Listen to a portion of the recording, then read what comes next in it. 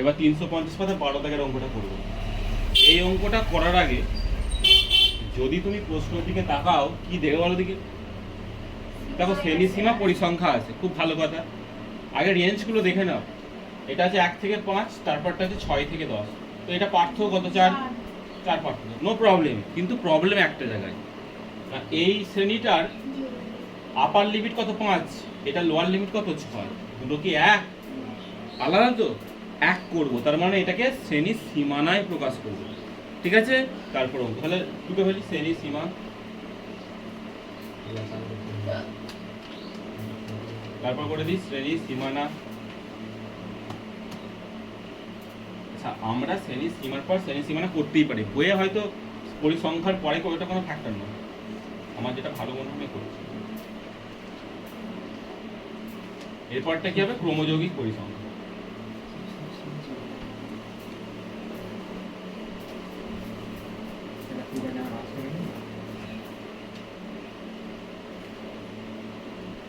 মানগুলো লিখে ফেলি। 1 থেকে 5,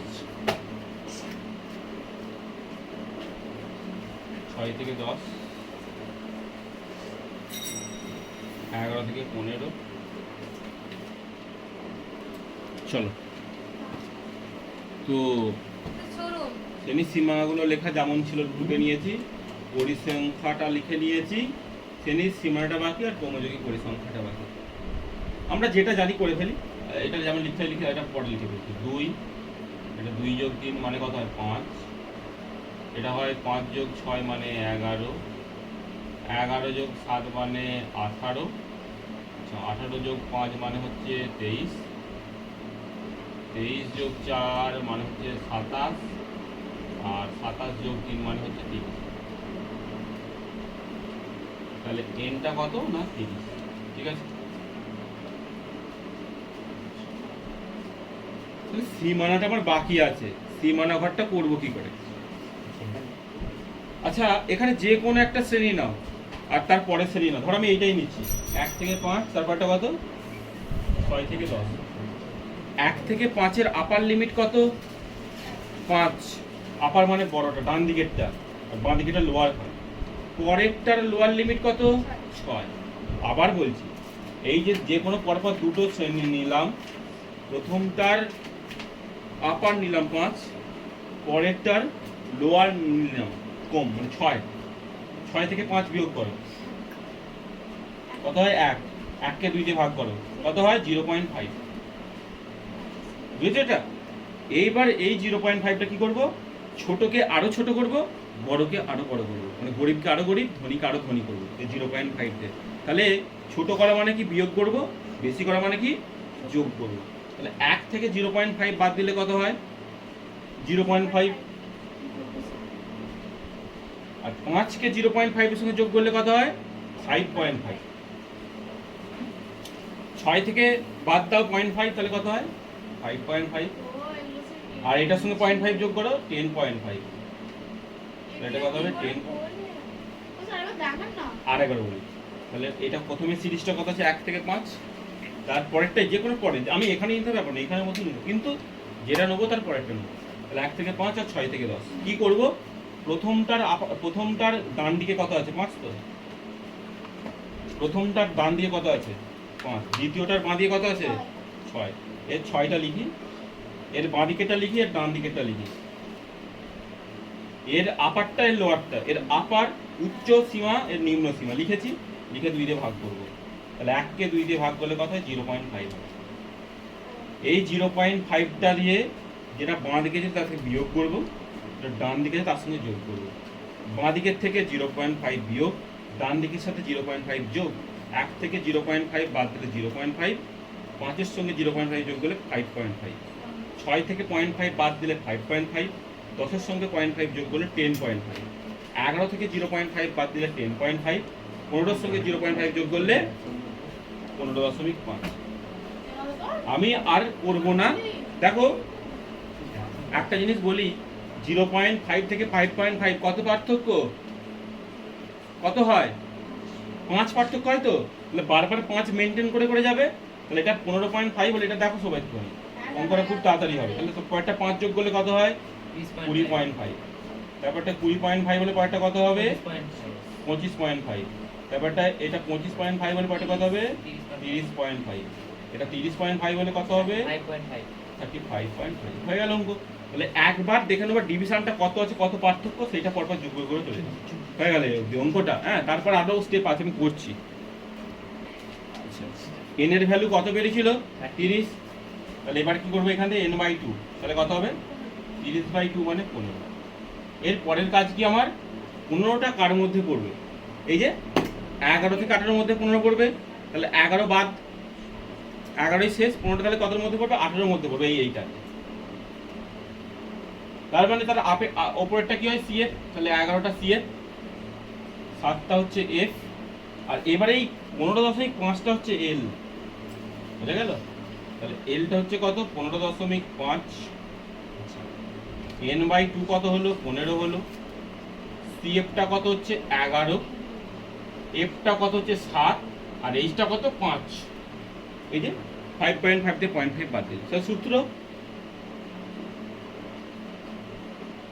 আমি আবার বলে দিচ্ছি, এখানে হলো 15, তাহলে 15টা 11ই পড়বে না 18 পড়বে, কারণ 11 ছোট পড়বে না, পরেরটাই পড়বে 18, আর 18 বরাবর যাই, তাহলে 15.5 হবে L, আপার লোয়ারটা হয় 15.5 L, 7টা হচ্ছে F, CFটা হচ্ছে যেটা হবে তার আগেরটা, এই যে 18টা হচ্ছিল তার আগেরটা 11, আর Hটা কত ব্যবধানটা হলো 5। তাহলে মধ্যমান সূত্র L plus n/2 minus CF into H by F, তাহলে হচ্ছে 15.5 যোগ 15 মাইনাস 11 বাই 7, এটা গুণ কত 5, 15.5 যোগ 4 হয়, 4 5 20, 20 বাই 7, 15.5 যোগ 20 কে 7 দিয়ে ভাগ, 7 2 14, 6 0 27 56 4 40, 7 5 35, আরও যে থাকার দরকার নেই, আমরা দুবার অবধি করলেই হবে, 2.85, তাহলে যোগ করি এবার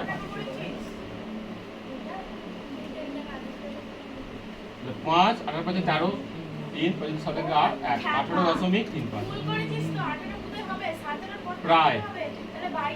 প্রায় কেন দিলাম, কারণ এটা দশমিকে বেরোচ্ছে। তাহলে অঙ্ক আমাদের হয়ে গেল, ভ্যালুগুলো বসি। চলো 15 দাগের অঙ্কটা করি। এটা কি শ্রেণীর সীমানা পরিসংখ্যা দিয়েছে, দেখো দেয়া আছে এগুলো। এখানে একটা তথ্য হচ্ছে যে বলছে নিচের তথ্যের মধ্যমা 32 অলরেডি দিয়েছে। আচ্ছা, বলেছে XY এর মানটা নির্ণয় করি যখন পরিসংখ্যার সমষ্টি কত 100, পরিসংখ্যার সমষ্টি 100। ওকে, তাহলে ক্রমযৌগিক পরিসংখ্যাটা বার করে নিই। কত হবে এটা 10, ব্যাপারটা কত হবে 10 যোগ x, এটা কত হবে 10 যোগ x যোগ 25, মানে কত হবে 35 যোগ x, এটা কত হবে 35 যোগ x যোগ 30, তাহলে কত হওয়ার কথা 65 যোগ x, এটা কত হবে 65 যোগ x যোগ y, এটা কত হবে 65 যোগ x যোগ y প্লাস 10 সমান কত হচ্ছে 75 যোগ x যোগ y। ওকে, আচ্ছা এটা উত্তরটা হলো। তাহলে আমরা এটাকে কি বলে জানি, n বলে জানি, তাহলে n সমান 75 যোগ x যোগ y। nটা কি এই পরিসংখ্যাগুলোর যোগফল, আর এটার ভ্যালু দিয়ে দিয়েছে কত বলেছে 100, তাহলে আমরা কি লিখতে পারি অতএব 75 যোগ x যোগ y সমান 100, বা x প্লাস y সমান 100 বিয়োগ 75, তাহলে x প্লাস y সমান কত হয় 25 হয়। ঠিক আছে, এটা একটা বেরোলো, এটা আমি 1 নম্বর সমীকরণ লিখে রাখলাম। এর পরের যে স্টেপ আরেকটা বলেছে নিচে তথ্যের মধ্যমা দিয়ে দিয়েছিল, ঠিক আছে, সেইটা করব কি করে, সেটাও করব আমরা, এরপর করব। হ্যাঁ, তাহলে এরপর করব মধ্যমার মান 32 দিয়ে আছে, তাহলে আমার এখানে n এর ভ্যালু কত, পরিসংখ্যার সমষ্টি বলেছে 100, তাহলে n টাই 100, তো তাহলে n/2টা কত 50, মজার বিষয় হচ্ছে এদিকে কোনো রকম সিঙ্গেল মানে অঙ্কে কিছু নাই, কিছু তার সঙ্গে এক্স ওয়াই যোগ করা আছে, তাহলে বুঝবো কি করে? তাহলে n/2 এর ভ্যালুটা চেক করতে হয় তো, তাহলে 50। তাহলে আমি এই যে গোটা সংখ্যাগুলোকে চেক করি, পূর্ণ সংখ্যা, এটা আছে 10, এটা আছে 10, এটা আছে 35, এটা 65। তাহলে যেটা 50, তার মানে 35 ক্রস করে এর পরেরটা দেখবো, তার মানে কোনটা হবে? এইটা বরাবর হবে, ঠিক আছে? তাহলে এর এল কোনটা? 30টা, তাহলে এলটা হচ্ছে 30। এফটা কোনটা? এফটাও 30। সিএফটা কত? 35 যোগ এক্স। আর এইচটা কত? না 30 থেকে 40 যেটা বাদ হয় 10। আমি আবার বলছি, তাহলে এটা 50 হওয়া মানে এর পরেরটা দেখবো, এর পরেরটা কত হচ্ছে? 35। তো এর আগেরটা হবে না, পরেরটা কত? 65, এটা হবে। তাহলে এই বরাবর এইটা হয় এফ, এটা হয় কি এল, এর আগেরটা হয় সিএফ। এই নিয়ে আশা করি কোনো মানে প্রবলেম হওয়ার কথা নয়। তাহলে এটা হয়ে গেল আমার এইচ সমান 10, কারণ এই ডিফারেন্সটা 10 করে আছে। তাহলে মধ্যমার সূত্র করি। মধ্যমার সূত্র হচ্ছে L plus n/2 minus CF by F into H. এখানে মধ্যমার মান বলে দিয়েছে কত? না 32। এল এর মান কত? 30 যোগ এ কত বেরিয়েছে? সিএফ এর ভ্যালু হচ্ছে তোমার, আর n/2 এর ভ্যালু কত হলো? 50। তাহলে 50 minus 35 plus x by F, F এর ভ্যালু হচ্ছে 30, এই পুরোটা গুণ কত? 10, ঠিক আছে? তাহলে 32 থেকে 30 বিয়োগ করে দিলাম। আচ্ছা, এখানে 50 বিয়োগ 35 বিয়োগ এক্স ইন্টু 10 বাই 30, 0 0 কেটে দিলাম। 32 থেকে 30 বাদ দিলে 2, কোনাকুনি গুণ করলে 2 গুণ 3, 50 থেকে 35 বাদ দিলে 15 বিয়োগ এক্স, তাহলে যে 6 সমান 15 বিয়োগ এক্স, তাহলে এক্স সমান হচ্ছে কত? 15 বিয়োগ 6, তাহলে এক্স সমান কত হচ্ছে? 9। তাহলে এক্স সমান 9 বেরোলো, এটা 2 নম্বর।